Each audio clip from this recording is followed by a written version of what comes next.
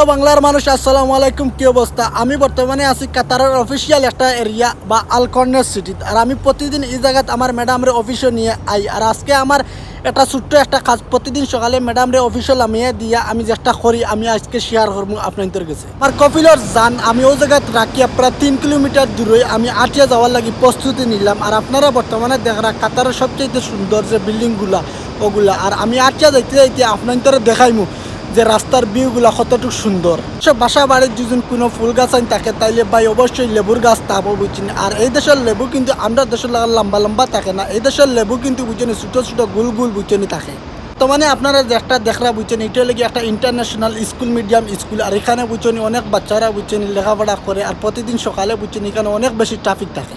আমি এখন খইলাই আমি খানো যাইরাম। আমি প্রতিদিন সকালে বুঝছিনি ওই জায়গাতে ইয়ে নাস্তা করি, তবে গাড়ি নিয়ে আইলে বুঝছিনি আমি 5 মিনিট লাগে। আর আটি আইলে আমার বুঝছিনি মাত্র 4 মিনিট লাগে।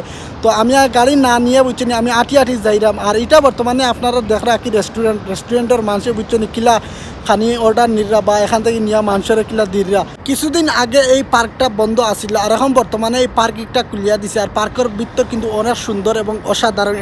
এটাই লগে একটা ফ্যামিলি পার্ক। আর আমি বর্তমানে বুঝছেন খোলামেলা দেখিয়া হোটেলে না বইয়া ও জায়গাতে বইয়া সকালে নাস্তা করি, প্রতিদিন আগে করতাম। আর অতদিন বন্ধ আসছিল না, করছি না। আর এখন আজকে খোলা দেখি আজকেও বুঝছেন আগর লাগান সেই সিস্টেমে। আমার নাস্তা শেষ হয়ে গেছে এক পর্যায়ে। আর নাস্তা করার পরে খাসরাগুলা বেগের ভিতরে দোকানের পরেও আমি বুঝছেন জাবালার ভিতরে এড়াই দিলাম, মানে বলদিয়ার ডাব্বার দোকানের পরে। আর এনে বাচ্চাদের লাগে খেলাধুলা লাগে অনেক জিনিস রাখছে। আর ভিডিওটা ভালো লাগলে অবশ্যই লাইক দিয়ে রাখবা।